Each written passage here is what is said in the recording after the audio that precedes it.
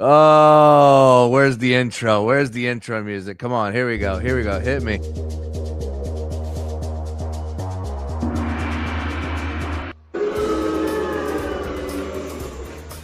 The season rolls on. Good evening, everybody.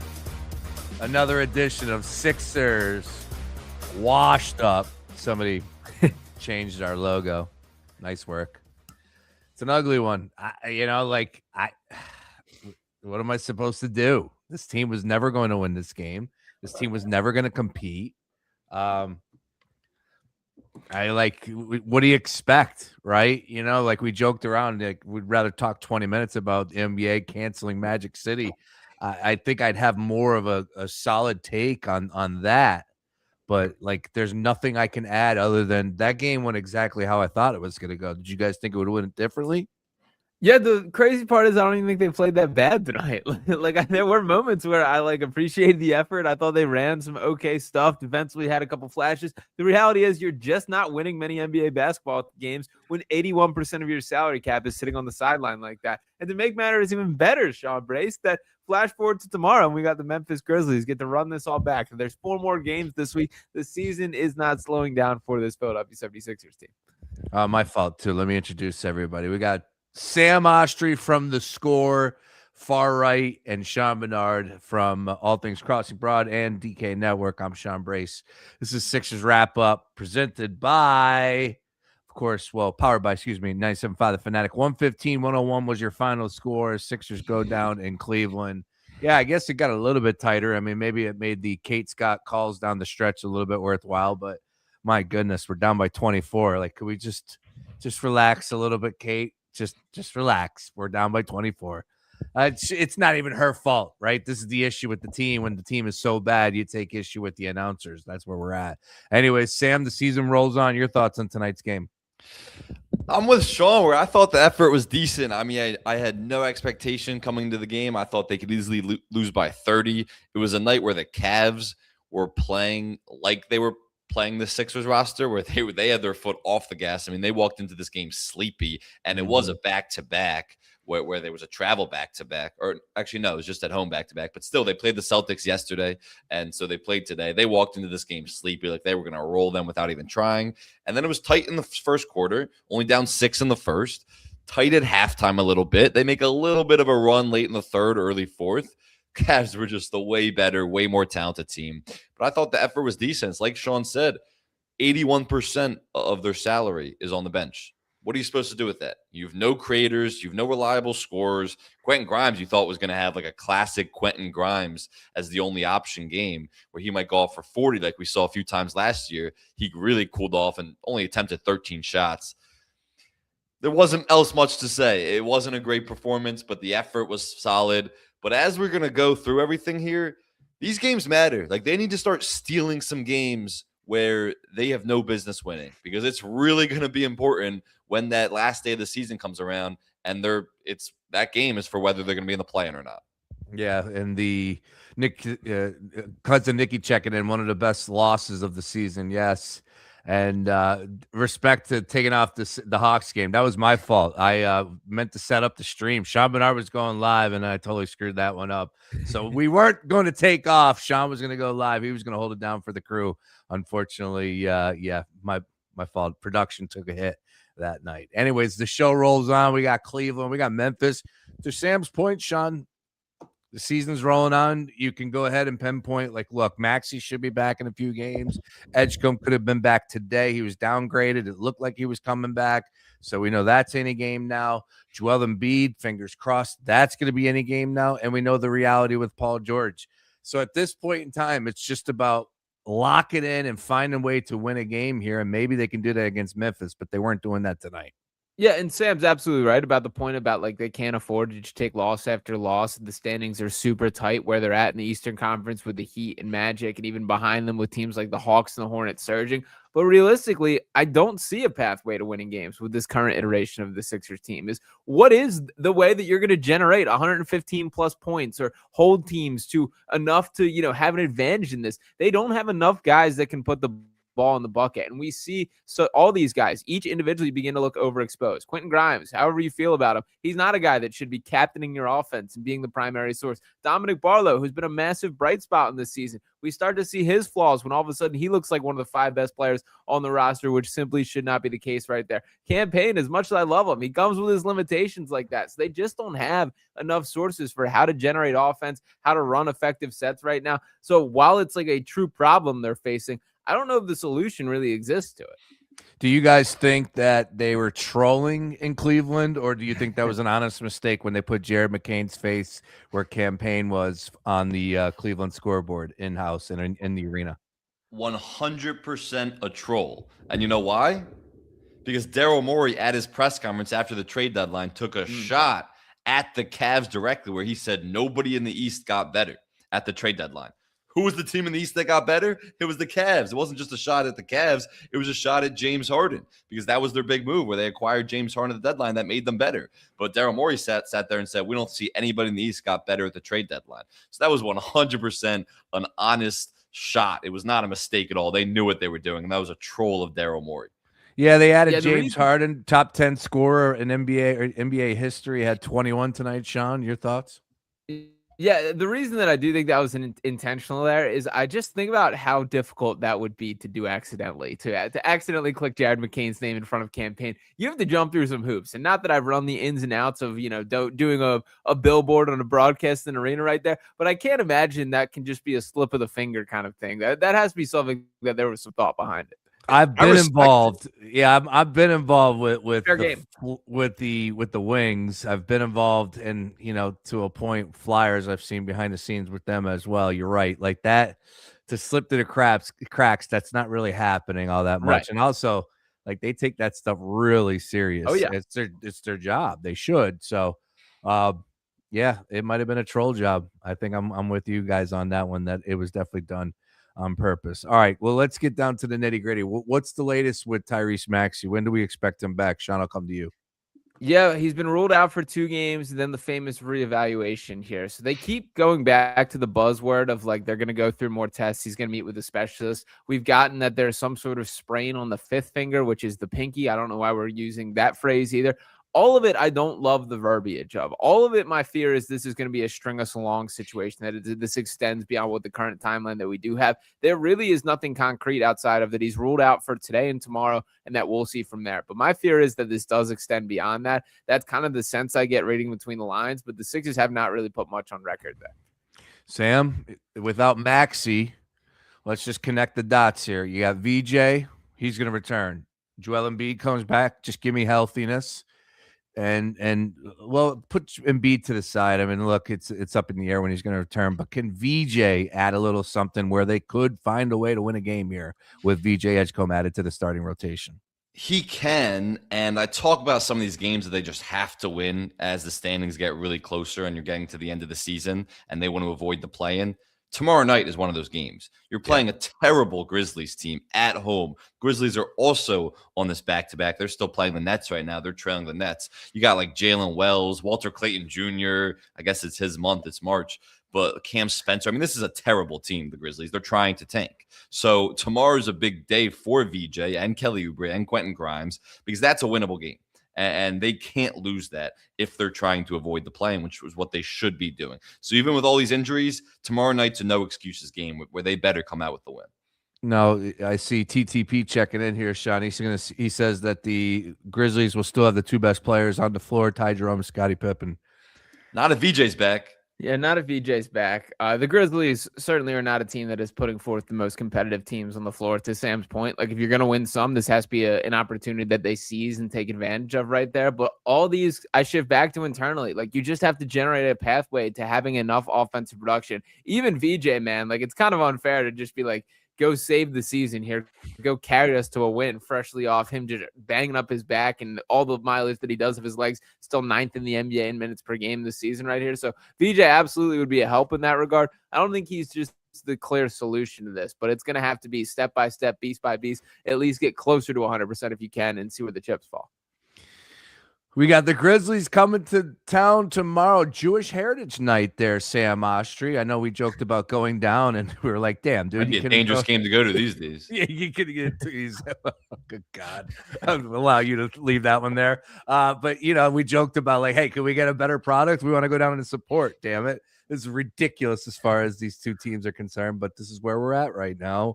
We shall see. Look, I don't know, man. I just am. I'm not surprised. I'm not shocked. I'm just kind of like up in the air on how I'm supposed to feel. How I asked you, Sean, on Saturday, how am I supposed to watch these games? Like I tune in today, and it's like, really, like this is what we're doing right here. It's embarrassing, but I can't be critical of Nick Nurse. How is he supposed to coach this team to a win? Yeah, Daryl Morey to a point, sure, but 81% of the contract or the salary is on the bench, as we joked about in the beginning. It's like I'm kind of confused on what to do. I know I shouldn't be angry, but this pisses me off. Real quick, 2 points here, and I know you're gonna have some thoughts on Quentin Grimes in a minute, Sean. Yeah, he has to be not just better, but more aggressive as a scorer. We saw last year how he was a good number one option for a terrible team. Like loved being good is obviously not the right word there, but he loved being the guy on a terrible team where he was constantly getting to the rim, trying to create everything, shooting step backs. I mean, everything ran through him. And it was like, yeah, it was a terrible team, but at least he was giving you 25 a night minimum on a ton of shot attempts, even if it wasn't most efficient. And that's why he thought his worth was more than it was this past summer, because of that stretch. Now he's only shooting 13 shots, and he got off to a great start. I believe he had like 14, 16 points at halftime. And out of the break, barely scored, barely shot the ball. Like, forget if you're going to have an inefficient night, but barely shot the ball. And so only 13 shot attempts is just not enough for a guy who might be your best creator when you have all these other guys on the bench. And the second point, which is part of that, is I don't think we properly estimated how disastrous this Paul George suspension would be. Because of all these injuries. He has let this team down this season in such a remarkable way. I mean, he would be so important to be the guy out there now. And even over the last few weeks with Embiid out, he would be such an important part of allowing them to compete this year. And he has completely let them down with this 25-game suspension. Yeah, look, when his first game back against the Chicago Bulls, I was joking, like, he deserves to hear the boos. He deserves to be booed. Like, he has put this team in such a bad situation.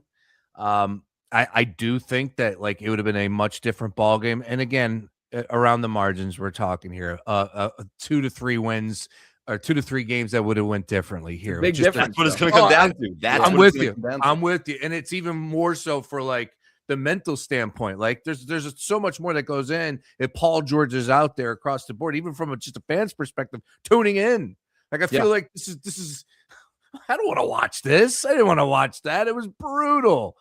First quarter was good, but other than that, it went downhill fast. And a couple points on that. For starters, Paul George, I do think, has been handled with kid gloves a whole lot more than it's been really acknowledged here, because there's always kind of been a bigger issue since he's been here. Like, the Joel Embiid health issues really popped to the forefront when he did sign with the Sixers, and that's been sort of the headline story of things. And, of course, how disastrous last year was from start to finish and all the other factors that have played in. I don't think he's really gotten the brunt of the fan base in the way that based on the context of how things have gone. I mean, he's going to be playing less than half the game since he's been here now over the span of 2 seasons, and really has not lived up to the expectations in that context when he has been on the floor. And to the point about, like, your mentality when watching these games, Brace, it is unfortunate that I think we've reached a little bit of apathy with this team, and that's a dangerous place to be as an organization, because if you're going to get Sixers fans riled up, angry, I'm so mad at this team, they need to do better, all this frustration, that's still value there. That's still a fan base that cares. I kind of have lost that sense and feel like the perception of the fan base has lost that sense.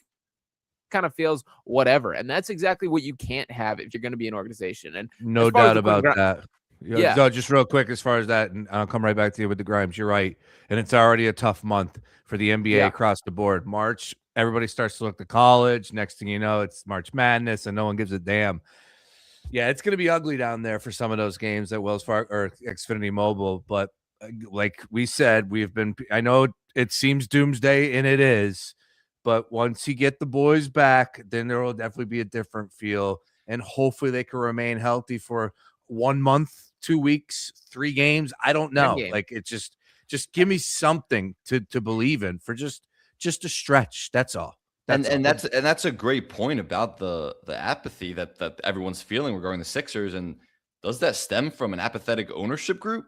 Like I the think, ownership's in a tough spot. Yeah. I think that's where a lot of where it comes from. A lot of people aren't even sure how much they care about this team right now. And the only way to overcome that beyond this season we're talking is strip the entire thing down. And we all know that we all believe that there's major changes coming after this season. Other than that, backcourt is really the only thing that's safe. But that's the only thing to get out of this apathetic feel that the Sixers are in right now. Yeah, they got to go ahead and hand it right over to Bob Myers as soon as the season's over. Just go ahead. That's the only thing they could do. Nobody wants to hear from Josh Harris. No one wants to see him. So he's not going to be able to answer anything. He might step up to the podium, but man, that probably wouldn't be recommended if I was his PR team. Hand it over to Bob Myers, get rid of Morey, empty house as far as Nurse is concerned, and just hope that you can change the guard a little bit with Bob Myers leading the charge. But I mean, Bob Myers will be the first call. I mean, not even a call. He works for he's Josh there. Harris. Yeah, But he'll be the first option. I don't know if he will take that job, but even if it's not Bob Myers will be hiring the next guy. There you go. Yeah. Quentin Grimes, Sean Bernard. I'm over it. I don't want to see Quentin Grimes on the Sixers team anymore. That when we get to free agency this year, I'm straight up letting him walk is kind of what I'm coming to the realization of. He just, like, the way I describe him playing basketball is listening to a podcast on 1.5 speed, that there's always this too much juice, it not quite making sense, it going all over the place, and it very rarely translating to actual basketball success. And probably the most maddening part about it is when you get those handful of games where everything's clicking, everything's working right, you see the vision for what he should be as a basketball player.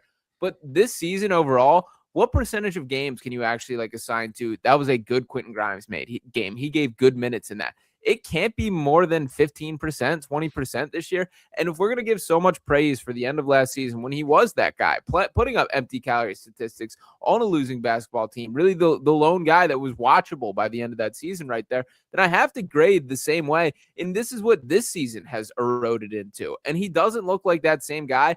It's going to be really interesting. I do think he's going to be a guy that earns a place in the bag fumbling Hall of Fame based on not maximizing what his contract should have been last year. But from a Sixers perspective, I'm really not interested in offering him any sort of contract whatsoever. Wow. That's amazing where we're at right now with that with the Quentin Grimes conversation, but I'm not going to argue with you on that one. Sean, what's the latest with Joel Embiid? When can we expect to possibly see him out on the floor? Yeah, he's doing individualized strength workouts now. Still has not been on a basketball court with this issue right here. So he's been ruled out for, I believe, 3 more games officially right there, and then the reevaluation period again. So we'll see if it gets bumped. The weird thing is when you like Google around and trying to read this, there's not a lot of like history of NBA players dealing with oblique issues right there. Pretty much anything that I read as far as a reference points me towards like baseball players, which obviously is not really like the same thing whatsoever and what their body's being asked to do. There's a pretty wide range in what, like, you know, the grade 1 versus grade 2 versus grade 3 and what the length of time is with that. We've got none of that information publicly for what exactly he's dealing with. Again, I get I'm viewing this through sort of a pessimistic lens, but I do kind of get the sense that this is going to continue to string us along for a little bit. It's also worth noting that he's not only dealing with an oblique injury. I mean, I know that's what it's being called right now. Yeah, he was in and out of the lineup with right knee injury management, I think is what they were calling it exactly. So he's still dealing with the knee thing. So that's part of all of this, where he's not just recovering from the oblique thing. He's also trying to see how well he can play on this knee game in and game out. Here, you ready? Thursday, March 19th versus Sacramento. He makes his return. It's 10 You got Memphis, Detroit, Brooklyn, Portland, and then they go on the road for Denver next Tuesday. You know he's ducking that one, that kid. That would be a great return. Yeah, that would be. Yeah. First game back, we're gonna go to high altitude, and you get to go ahead and play Joker one-on-one. Nice work. We love that. I think that's probably in their best interest. But at the same time, like you said, if they don't win games here, what are we really even playing for at this point in time? That's a winnable stretch too, as you just break it down. We got the Grizzlies tomorrow night. You got the Brooklyn Nets in there. You got the Portland Trailblazers. There's some. Is that a winnable game with tonight's lineup tomorrow? Yes. Well, with VJ back. So. Let VJ's in the yeah. VJ. Yeah, that's he obviously with tonight's lineup. No, they would be underdogs against the Grizzlies, even at home. with They'd be VJ underdogs back. against the Kings, dude. Like they're not beating anyone. Kings are This hurt- terrible. I Yeah. mean, the Kings are truly, truly terrible. All these teams are also trying to lose. Like that's part of it. Their coaches are making decisions. Their coaches are making decisions to try them to make them lose. Nick Nurse is still trying to have this team win basketball games. Oh yeah, he's trying. All right. Campaign led this team in rebounding at halftime today. Cameron Payne. I also like Our stat of the day. Trendon Watford was really disappointing tonight, and he has been for a few weeks now where they need him to do more. They're trying to have him initiate a lot of actions and serve as a point guard. He had double as many turnovers as he did as assists tonight, and it just wasn't working. He couldn't get downhill. He couldn't collapse the defense. Even on the ball screens, it didn't feel like he even knew how to read or come off a ball screen where he has before when he's playing alongside great talent. But tonight was not his night, and this just hasn't been a good Sixer stretch for him at all. Oh my God, they got What my fix and Detroit Thursday on Prime. I would love for Nick Nurse to do a little actual coaching with this. If I'm Nick Nurse right now, my rule for Trendon Watford is you have to shoot the ball your first possession you touch the ball. Because what I see happening with him is he's so clearly a pass first player. Like he's so deliberately trying to set up others and showing no just like desire to score. It's very different like players, and everyone hates when I bring up the name, but it reminds me a lot of the Ben Simmons situation where he's overplaying to be a pass first player. You take away the threat of you as a scorer. My rule for Trendon Watford would be you have to shoot the ball the first time you touch it because it takes that balance. You have to have that threat if everything's going to open up, and I think he's lost that balance. I also kind of like that as a role player. If you're a role player, guy coming off the bench, I don't mind you being a fast pass first player in kind of this connector role. That is what he's good at, and it's why I like the signing initially. He's a 28% 3-point shooter. I mean, I don't know how many times you want him shooting the ball, at least from deep. I want him to be aggressive getting downhill, but that's the same thing with Ben Simmons. You don't have confidence in your shot. You're not going to be a shooter, and how the defense plays you completely alters how you play. But he can play a little bit of bully ball as far as getting the paint. Like these past couple games, he's actually impressed me a little bit with that, of actually putting his shoulder down, getting into a guy, and getting some nice touch around the rim right there. That would just be my Trendon Watford rules. There's got to be a balance, and I don't think he has it to the right amount very often. All right, real quick, just to update you, just so you know, Brooklyn Nets are going to beat the Memphis Grizzlies tonight. So watch out. You're going to get a really irked and mad Memphis team tomorrow night. They're going to be happy, actually, they lost. What do you think the cheapest ticket is tomorrow night? Because the other night versus Utah was $7 you could have got into the game. You think we're going lower than $7? I think it's lower than that. I think $2, $3. I mean, God bless you if you're going. Yeah, if you're paying. No, yeah, exactly. Like I might go see a different game, but not that one tomorrow. All right, boys, told you a quick one. We had to get on here, keep it going. That was my fault on Saturday. I take the L on that one, but yeah, we didn't. Quick really standings update. Quick standings update. Let's go. Where are we at right now? We got the 76ers holding the 8th seed, 34-29, correct? Yep, 34-30 now after tonight. So the Magic and Heat are tied for 6th place, and they're both now a game and a half above the Sixers. And the Hawks, by the way, are coming too. Like this Hawks team has won 5 straight, and they're only a game behind the Sixers. So the Sixers could be in the second playing game where they drop down to the 9th seed. You know who they would have to play in that? One of the best teams in the NBA, and the Charlotte Hornets. So watched them last night. There's a good bet to be made. I got to look at what the actual lines are right now, but there's a good bet to be made on the Sixers to miss the playoffs completely. Oh, man. Wouldn't shock me. And you know what? It might not be the worst thing. I mean, it's you know, it's the same thing. Like they're either going to get whitewashed in round 1 by a team where you give your like 2% chance at keeping the draft pick right there. It's a shame we're at this stage of the season. And all like, the Daryl Morey conversation, like when you do chop up the salary cap and the way that it's distributed, and you know that so much is invested on Paul George and Joel Embiid, I find it so offensive to make the same gamble of we're just wasting and burning a roster spot on Kyle Lowry. We're just trading away a guy like Jared McCain. Like when you're going to be invested the way they are, you have to have like your, insurance bets. And he really has failed now back-to-back years in that category. The team we just rolled out tonight, like you look at all these teams across the league, even the Kings, even the Nets, like they have these bottom of the bench guys that are at least X factors that are fun to watch. They can put something together. I don't see any of that from the Sixers perspective. Throw me Naquan Tomlin on the Cavaliers right now. That's at least like a guy that can be entertaining. That's like an end of the bench dude for them. I don't think the Sixers have like any of the players in that category like that. He did hit on some really undervalued guys in Dominic Barlow and Jabari Walker, two-way guys. So he does deserve credit for that, where he did maximize guys who he couldn't pay guys a lot of money because of how much he was invested in the top guys. But he did maximize those roster spots with two-way contracts. In his defense. Yeah. Fair. All right. Well, this was fun. I look forward to doing it again with you guys tomorrow. Okay. That's right. As do I. Unbelievable. Sixers wrap-up show. And this is all my fault. I concocted this in my head when that Houston Rockets game took place. And contenders, he said. I said the Sixers were contenders in the East. Literally the worst take of my life. I've never been more wrong about something in my life. I swear, the worst take. I've had some bad takes before, but this one takes the cake. Absolutely.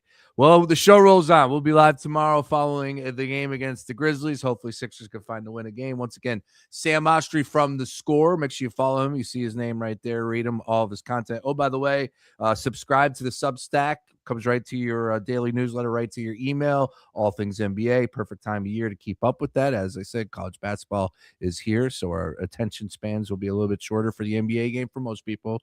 Keep up to date with everything from Sam. And then Sean Bernard doing a great job over at Crossing Broad, getting yelled at by all the right people. It's always a good thing. And DK Network doing a good job as well. Nobody at Crossing Broad's yelling at Sean, just the people that read them. That means you're doing good work. Boys, this was fun. Enjoy the rest of your night, and we will talk tomorrow. We'll even mix in some Magic City conversation tomorrow, right? We need it. All right. Everybody, enjoy the rest of your evening. Talk to you tomorrow. Peace.